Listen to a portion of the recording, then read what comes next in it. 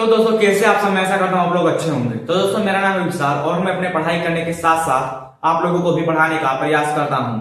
तो दोस्तों आज मैं लेकर आ चुका हूँ कक्षा 10 के विज्ञान से एक ऐसा महत्वपूर्ण चैप्टर जो कि दोस्तों आपके बोर्ड परीक्षा में 6 नंबर का प्रश्न उससे आता है। तो दोस्तों मैं बात कर रहा हूँ रासायनिक अपक्रिया पाठ की, जो कि दोस्तों हमारे विज्ञान का पहला ही पाठ है। उससे दोस्तों हमारे बोर्ड परीक्षा में 5 से 7 नंबर का प्रश्न आता है। तो दोस्तों आज हम वही 5 से 7 नंबर इस वीडियो में पक्का करने वाले हैं। और हाँ दोस्तों मैं गारंटी लेता हूँ कि ये वीडियो देखने के बाद में आप लोगों को अभी दोबारा से ये चैप्टर पढ़ना ही नहीं पड़ेगा, आपको बिल्कुल इसी वीडियो में पूरा याद हो जाएगा। तो फटाक से चलते हैं अपने टॉपिक पर। इससे पहले आप लोग अगर चैनल पर नए हो तो चैनल को सब्सक्राइब कर दीजिए और वीडियो को लाइक कर दीजिए और हम चलते हैं अपने टॉपिक पर। तो दोस्तों हम बात कर रहे हैं रासायनिक अपक्रिया की। सबसे पहले हम जानेंगे दोस्तों रासायनिक अपक्रिया क्या है। इसके बाद दोस्तों हम बहुत सारे अपक्रिया के बारे में भी जानेंगे। तो सबसे पहले हम जानेंगे कि अपक्रिया किसे कहते हैं, रासायनिक अपक्रिया क्या है और ये कैसे होता है। तो चलिए जानते हैं। तो ये जब एक प्रकार के ही या अनेक प्रकार के पदार्थ आपस में अपक्रिया करके नए पदार्थ का निर्माण करते हैं, तो इस प्रकार की अपक्रिया को रासायनिक अपक्रिया कहते हैं। कौन सी अपक्रिया? रासायनिक अपक्रिया कहते हैं। अपक्रिया में भाग लेने वाले पदार्थ को अभिकारक कहते हैं तथा नए बने पदार्थ को क्या कहते हैं? उत्पाद कहते हैं। और अपक्रिया में भाग लेने वाले पदार्थ को क्या कहते हैं? तो अभिकारक कहते हैं। तो इस प्रकार से दोस्तों चलिए इसे हम समझते हैं। जैसे कह रहा है एक ही प्रकार के या अनेक प्रकार के पदार्थ आपस में अपक्रिया करके नए पदार्थ का निर्माण करते हैं। तो चलिए मान लेते हैं कि हमारे पास एक पहला पदार्थ है ए भी हमारे एक पदार्थ है और कहता है और एक अनेक पदार्थ। तो यहाँ पर मैं एक और अनेक प्रकार ले लेता हूँ। तो ए भी एक पदार्थ है और बी भी एक पदार्थ है। ये दोनों मिलकर आपस में क्या करते हैं? अपक्रिया करते हैं। यहाँ पर दोस्तों ये क्या कर रहे हैं? अपक्रिया कर रहे हैं। और अपक्रिया करके दोस्तों किसका निर्माण करते हैं? एक उत्पाद का निर्माण करते हैं, एकल उत्पाद का। तो ए और बी मिलकर क्या बनाते हैं? सी। अब दोस्तों ये कह रहा है कि अपक्रिया में भाग लेने वाले पदार्थ को अभिकारक कहते हैं। ए और बी क्या है दोस्तों? अभिकारक है। ये क्या है? अभिकारक है। ए और बी एक अभिकारक है और सी दोस्तों ये उत्पाद है।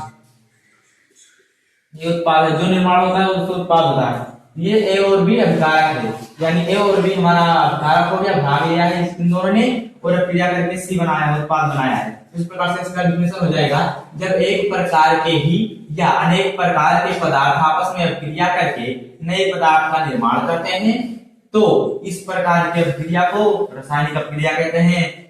अपक्रिया में भाग लेने वाले पदार्थ को अभिकारक कहते हैं तथा नए बने पदार्थ को उत्पाद कहते हैं। यानी इन दोनों ने क्या किया? अपक्रिया किया और क्या बनाया? एक उत्पाद बनाया। यानी ये दोनों क्या हैं? एक अभिकारक है और ये जो तीसरा हमारा एक पदार्थ बन के आया ये दोस्तों उत्पाद हो गया। इस प्रकार से दोस्तों आप लोग अच्छी तरीके से समझ गए होंगे कि एक ही प्रकार के या अनेक प्रकार के पदार्थ मिलकर आपस में अपक्रिया करके एक नए पदार्थ का निर्माण करते हैं, तो इस प्रकार की अपक्रिया को रासायनिक अपक्रिया कहते हैं। इसमें अपक्रिया में भाग लेने वाले पदार्थ को अभिकारक कहते हैं और जो पदार्थ नया बनता है उसे उत्पाद कहते हैं। इस प्रकार से दोस्तों आप लोग रासायनिक अपक्रिया का डेफिनेशन लिखिए। बहुत ही आसान तरीके से दोस्तों आप लोगों को समझ में आ गया होगा। अब चलिए दोस्तों हम समझते हैं रासायनिक समीकरण क्या है, क्योंकि दोस्तों हमें रासायनिक समीकरण के जरिए इसे समझाना रहता है। तो हम जानेंगे रासायनिक समीकरण क्या है। तो दोस्तों हम बात कर रहे थे रासायनिक समीकरण की कि रासायनिक समीकरण क्या है। तो चलिए समझते हैं। किसी रासायनिक अपक्रिया में भाग लेने वाले अभिकारक तथा अपक्रिया के फलस्वरूप उत्पन्न उत्पाद को सूत्रों एवं प्रतीकों द्वारा दर्शाने की प्रक्रिया को रासायनिक समीकरण कहते हैं। क्या कहते हैं? रासायनिक समीकरण कहते हैं। इसे कहते हैं जब किसी रासायनिक अपक्रिया में भाग लेने वाले अभिकारकों तथा अपक्रिया के फलस्वरूप उत्पन्न उत्पाद को प्रतीकों एवं सूत्रों द्वारा दर्शाने की प्रक्रिया को रासायनिक समीकरण कहते हैं। रासायनिक समीकरणों में अभिकारकों को बाईं ओर, यानी जो हमारे अभिकारक होंगे अपक्रिया में भाग लेने वाले, उन्हें हम इस तरफ मतलब बाईं ओर इस तरफ लिखेंगे और जो उत्पाद होगा उसे उस तरफ यानी इस तरफ दाईं ओर लिखेंगे। उसके बाद में दोस्तों अभिकारकों और उत्पादों के बीच तीर लगाई जाती है या बराबर का चिन्ह लगाया जाता है। तीर दोस्तों इस प्रकार से लगाया जाता है और बराबर का चिन्ह दोस्तों ये है। ये लोग देख लीजिएगा दोस्तों, आप लोग बहुत लोग होते हैं इसके बीच में दोस्तों इसे ऐसे नहीं बनाते, ऐसे बना देते हैं। ये गलत हो जाएगा दोस्तों, बिल्कुल ऐसे होना चाहिए दोस्तों, एरो की तरह बिल्कुल एरो। तीर लगाएंगे या बराबर लगाएंगे। अब चलिए दोस्तों हम एक उदाहरण की मदद से समझते हैं कि कैसे हमारा रासायनिक समीकरण लिखा जाता है। तो जैसे कि मैंने दोस्तों बताया था, एक पदार्थ हो जाएगा ए और एक पदार्थ हो जाएगा बी और मिलकर क्या बना देंगे? सी। उसी प्रकार से दोस्तों यहाँ पर ये की जगह हमने क्या लिख दिया है, नाइट्रोजन गैस लिख दिया है, N2 नाइट्रोजन। यहाँ पर दोस्तों लिखा हुआ है N2, ये क्या हो जाएगा दोस्तों, nitrogen, nitrogen gas, nitrogen gas ये है दोस्तों। और उसके बाद में 3H2, EH2 का मतलब होगा दोस्तों हाइड्रोजन, यानी हाइड्रोजन गैस, हाइड्रोजन, ये दोस्तों है हमारा हाइड्रोजन, ये दोस्तों हमारा था नाइट्रोजन गैस, ये दोस्तों हमारा हाइड्रोजन गैस, हाइड्रोजन गैस। अब दोस्तों ये दोनों ने क्या किया, अब क्रिया के आपस में और क्या बना दिया, NH3, 2NH3। तो ये क्या होता है दोस्तों, अमोनिया होता है, अमोनिया गैस, अमोनिया बना दिया इसने, क्या बना दिया दोस्तों, अमोनिया। तो दोस्तों इस प्रकार से यहाँ पर समझ लेंगे कि नाइट्रोजन और हाइड्रोजन मिलकर क्या बनाता है, अमोनिया। अब दोस्तों हम नाइट्रोजन और हाइड्रोजन को लिखेंगे बाईं ओर। अब क्यों लिखेंगे, क्योंकि अब यहाँ पर लिखा हुआ था कि अभिकारकों को बाईं ओर लिखा जाता है और उत्पाद को दाईं ओर। अमोनिया क्या है दोस्तों, ये हमारा उत्पाद, तो उत्पाद को हम किस तरफ लिखेंगे, दाईं ओर लिखेंगे। इस प्रकार से दोस्तों आप लोग समझ गए होंगे कि अभिकारक और उत्पादों को सूत्रों एवं प्रतीकों द्वारा दर्शाने की प्रक्रिया को रासायनिक समीकरण कहते हैं। तो इस प्रकार से दोस्तों आप लोग एग्जाम में लिख दीजिएगा कि रासायनिक समीकरण किसे कहते हैं, तो आप बताएंगे कि अभिक्रिया और उत्पादों को सूत्रों एवं प्रतीकों द्वारा दर्शाने की प्रक्रिया को रासायनिक समीकरण कहते हैं। और दोस्तों ये है हमारे उदाहरण, फटाक से दोस्तों आप लोग स्क्रीनशॉट ले लीजिए। इसके बाद में दोस्तों अभी हमारा पक्का हो गया है, अब चलते हैं दोस्तों हम अभिक्रिया के प्रकार पर। तो फटाक से चलते हैं अपने अगले टॉपिक पर। तो दोस्तों हम बात कर रहे थे संयोजन अभिक्रिया की, संयोजन अभिक्रिया है क्या, तो चलिए समझते हैं। ये है दोस्तों हमारा पहला क्रिया, तो ये है जब दो या दो से अधिक पदार्थ संयोग करके अर्थात आपस में अभिक्रिया करके एकल उत्पाद का निर्माण करते हैं। एकल उत्पाद का मतलब दोस्तों केवल एक ही उत्पाद का, दो चार नहीं, केवल एक उत्पाद का निर्माण करते हैं, उसे कौन सा क्रिया कहते हैं, तो संयोजन क्रिया कहते हैं। यानी जब दो या दो से अधिक पदार्थ मिलकर केवल एक ही पदार्थ का निर्माण करते हैं तो उसे हम संयोजन क्रिया कहते हैं। अब चलिए दोस्तों कुछ उदाहरण लेते हैं, जैसे मैग्नीशियम का वायु में जलना, जैसे है मैग्नीशियम, मैग्नीशियम का वायु में जलना, मैग्नीशियम का वायु में जलना। ये है दोस्तों कि मैग्नीशियम का वायु में जलना।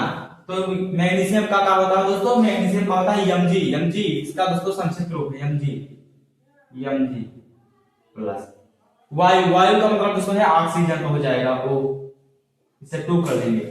यहाँ पर दोस्तों अभी हमने रसायनिक समीकरण में पढ़ा था कि अभिकारक के बाद में हम तीर लगाकर उत्पाद लिखेंगे तो उत्पाद क्या बनेगा, NGO, NGO। अब दोस्तों यहाँ पर 2 ऑक्सीजन था, यहाँ पर केवल 1 ऑक्सीजन है, तो यहाँ पर हमने 2 लगा दिया। अब दोस्तों ये भी बेचारा तो इसका तो कंप्लीट हो गया।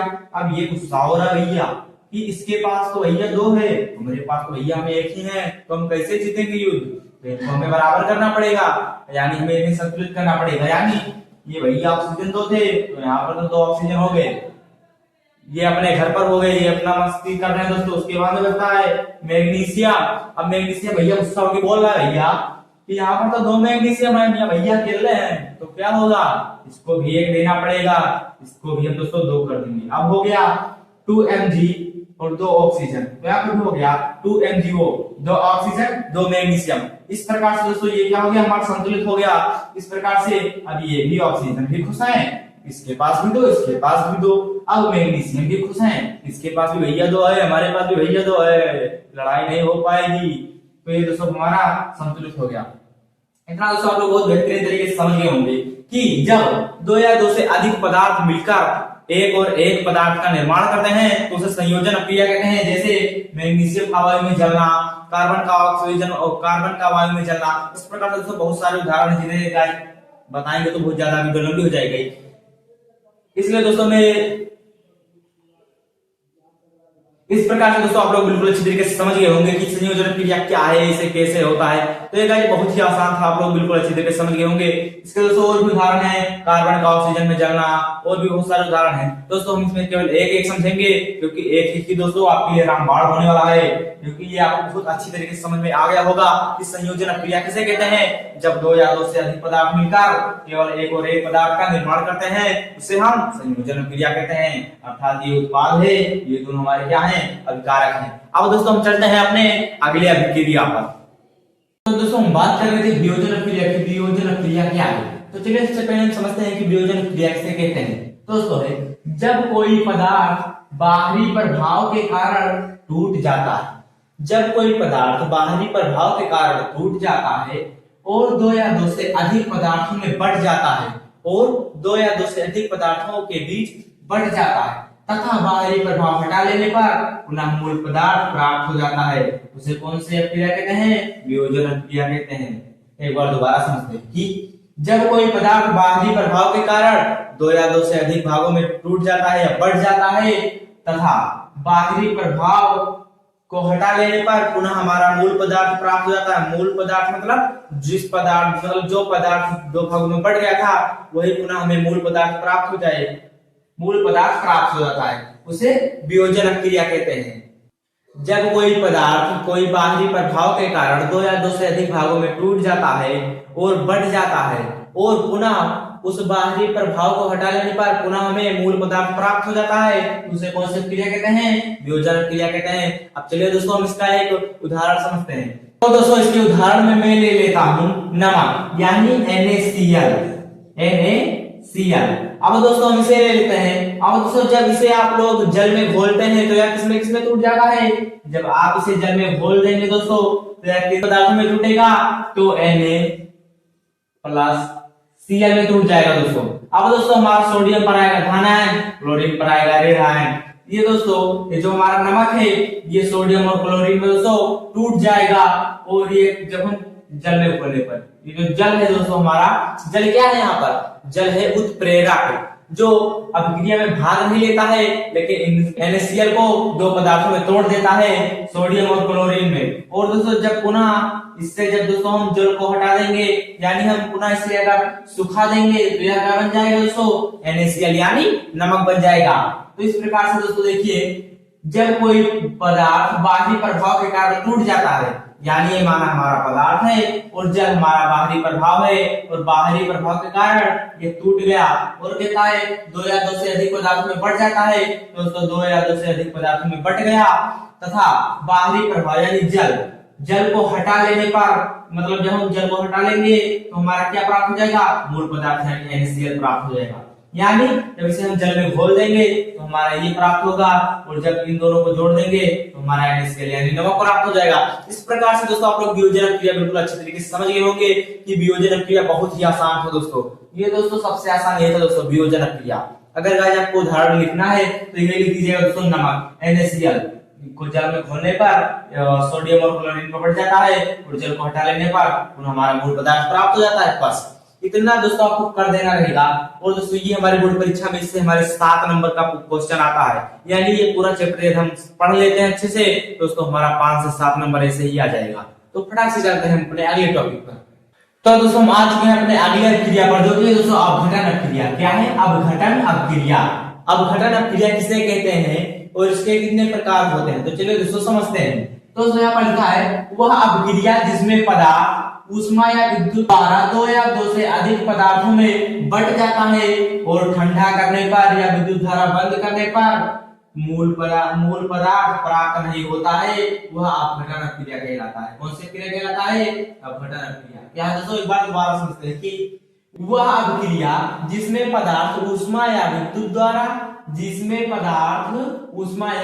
विद्युत द्वारा दो या दो से अधिक पदार्थों में बढ़ जाता है, क्या हो जाता है? बढ़ जाता है और ठंडा करने पर या विद्युत धारा बंद करने पर पुनः मूल पदार्थ प्राप्त नहीं होता है। क्या होता है? पुनः मूल पदार्थ प्राप्त नहीं होता। तो हो जाएगा यहाँ पर कि मूल पदार्थ प्राप्त नहीं होता है तो वह अपघटन क्रिया कहलाता है। कौन सा क्रिया? अपघटन क्रिया। चलिए दोस्तों इसे हम समझते हैं। जैसे दोस्तों ये कह रहा है कि वह क्रिया जिसमें पदार्थ ऊष्मा या विद्युत धारा के द्वारा अपघटित हो जाते हैं। माना ये दोस्तों हमारा एक पदार्थ है। अब दोस्तों इसमें हम क्या करेंगे? धारा प्रवाहित कर देंगे। यहाँ पर मैंने क्या लगाया दोस्तों? विद्युत धारा। अब दोस्तों ये जो हमारा AB था ये A और B में बट गया। क्या हुआ? A और B में बट गया। लेकिन दोस्तों कहता है पुनः इस धारा को हटा लेने पर यह हमें मूल पदार्थ नहीं प्राप्त होगा, यानी ये इसमें बट तो जाएगा लेकिन पुनः यह पदार्थ नहीं बन पाएगा, यानी यह केवल टूट सकता है, दोबारा मूल पदार्थ नहीं बन सकता है। इस प्रकार से दोस्तों आप लोग समझ जाइएगा। इसे मैंने आप लोगों को दोस्तों समझाने के लिए इसे नोट किया था। उसके बाद में दोस्तों यह दो प्रकार का होता है। तो इसके दोस्तों हमारे दो प्रकार के होते हैं। पहला ऊष्मीय अपघटन, दूसरा विद्युत अपघटन। ऊष्मीय अपघटन दोस्तों इसमें ऊष्मा के कारण ये जो है बटेगा और विद्युत अपघटन में विद्युत धारा के कारण जो है दोस्तों हमारा पदार्थ दो भागों में बटेगा। तो चलिए फटाफट से समझते हैं दोस्तों ऊष्मीय अपघटन और उसके बाद में समझेंगे विद्युत अपघटन। लेकिन उससे पहले दोस्तों आप लोग वीडियो को लाइक कर दीजिए और चैनल को सब्सक्राइब कर दीजिए फटाफट से दोस्तों आप लोग चैनल को सब्सक्राइब कर दीजिए, वीडियो को लाइक कर दीजिए और कमेंट में बताइए कि आप लोगों को ये सब समझ में आ रहा है। यदि समझ में आ रहा है तो आप लोग अगला कौन सा लेसन पढ़ना है आप लोग फटाफट से दोस्तों कमेंट में बताइएगा फटाफट से। और चलते हैं अपने अगले टॉपिक पर। तो दोस्तों हम आ चुके हैं अपने ऊष्मीय अपघटन पर कि ऊष्मीय अपघटन क्या है। तो चलिए इसे समझते हैं। जब अपघटन ऊष्मा द्वारा होता है तो वह ऊष्मीय अपघटन कहलाता है। यानी जब अपक्रिया ऊष्मा के कारण होगा तो वहां पर हो जाएगा ऊष्मीय अपघटन क्रिया यानी अपघटन। यानी जब अपघटन ऊष्मा के द्वारा होगा तो वह कौन सा क्रिया होगा, ऊष्मीय अपघटन क्रिया होगा। अब दोस्तों चलिए मैं इसका आप लोगों को एक उदाहरण बताता हूँ। हमारे पास उदाहरण नंबर है दोस्तों, जब हम सिल्वर ऑक्साइड, ये दोस्तों Ag सिल्वर है और दोस्तों यहाँ पर है ऑक्सीजन, तो सिल्वर ऑक्साइड यहाँ पर मैं दोस्तों लिख देता हूं silver oxide, silver oxide, silver oxide. जब दोस्तों सिल्वर ऑक्साइड को क्या करेंगे, ऊष्मा प्रदान करेंगे। ऊष्मा का दोस्तों यहाँ पर ऐसे चिन्ह बनता है, ये दोस्तों ऊष्मा का यही चिन्ह है। एक दोस्तों ट्रायंगल बना लेता है, ये इसे दोस्तों हम कहते हैं गर्म। ऊष्मा मतलब क्या होता है दोस्तों, गर्मी। तो उसी प्रकार से हो जाएगा ऊष्मा यानी गर्म प्रदान करना। तो जब दोस्तों हम सिल्वर ऑक्साइड को गर्म करते हैं तो हमारा दोस्तों सिल्वर में टूट जाता है ये सिल्वर, ये दोस्तों ये सिल्वर है और ये ऑक्सीजन है। ऑक्सीजन क्या है दोस्तों, गैस है।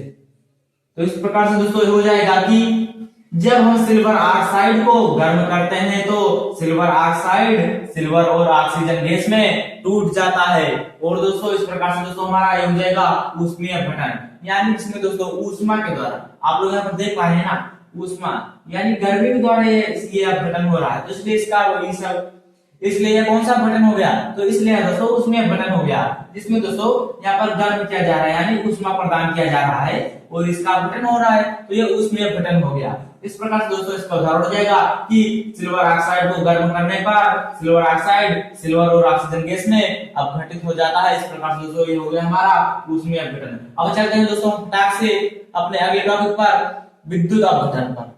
तो ये हमारा अगला पॉइंट है जो कि है विद्युत अपघटन। कि विद्युत अपघटन किसे कहते हैं, तो दोस्तों जब अपघटन विद्युत के प्रभाव से होता है, अपघटन किसके प्रभाव से होता है, विद्युत के प्रभाव से होता है, तो उसे कौन सा अपघटन कहेंगे, विद्युत अपघटन कहेंगे। कौन सा अपघटन, विद्युत अपघटन। यानी जब अपघटन विद्युत के प्रभाव से होगा तो उसे हम विद्युत अपघटन कहेंगे और जब अपघटन ऊष्मा के प्रभाव से होगा तो उसे हम ऊष्मीय अपघटन कहेंगे। इस प्रकार से दोनों आप लोग समझ गए होंगे। उसके बाद में जानते हैं दोस्तों हम विद्युत अपघटन के उदाहरण पर। तो यहाँ पर दोस्तों मैं उदाहरण में ले लेता हूँ जल, H2O किसका नाम है दोस्तों, जल का। ये दोस्तों है हमारा जल। अब दोस्तों हो जाएगा जल। जब जल में विद्युत धारा प्रवाहित करते हैं तो जल तो जल किन किन पदार्थों में टूट जाता है, तो H2 यानी hydrogen gas, H2 hydrogen gas और O2 ऑक्सीजन गैस, ऑक्सीजन और दोस्तों ये हो जाएगा गैस। यहां पर दोस्तों हमारा उदाहरण रहेगा कि जब जल में विद्युत धारा प्रवाहित करते हैं तो जल हाइड्रोजन गैस और ऑक्सीजन गैस में क्या हो जाता है, टूट जाता है। तो दोस्तों अब मुझे लगता है कि आप लोग अपघटन क्रिया को बिल्कुल अच्छे तरीके से समझ गए होंगे और दोस्तों स्क्रीनशॉट ले लीजिए इसका फटाक से। जब तक आज आप लोग स्क्रीनशॉट लें तब तक मैं आगे आप लोग को बता दूं कि ये वीडियो हमारी बहुत ज्यादा लंबी हो जाएगी, इसलिए दोस्तों मैंने इसमें जितने भी क्रियाएं क्लियर की हैं वो तो आपको पक्का हो गया। तो आप लोग चैनल को सब्सक्राइब कर दीजिए, वीडियो को लाइक कर दीजिए और दोस्तों जो हमारे से बच गए हैं क्रिया और दोस्तों जो हमसे क्रियाएं बच गए हैं उन्हें दोस्तों हम अपने अगले लेक्चर में बिल्कुल क्लियर कर देंगे दोस्तों, क्योंकि ये वीडियो अधिक ज्यादा लंबी हो जाएगी। तो दोस्तों अब मिलते हैं अगले वीडियो में इसके अगले पार्ट के साथ। उसके लिए दोस्तों आप लोग चैनल को फटाक से सब्सक्राइब कर दीजिए, तो आपके पास फटाक से मेरा पहला वीडियो पहुंच जाएगा। तो आप लोग चैनल को सब्सक्राइब करके वीडियो को लाइक कर दीजिए और मिलते हैं किसी अगले वीडियो में किसी नए टॉपिक के साथ। तब तक के लिए जय हिंद।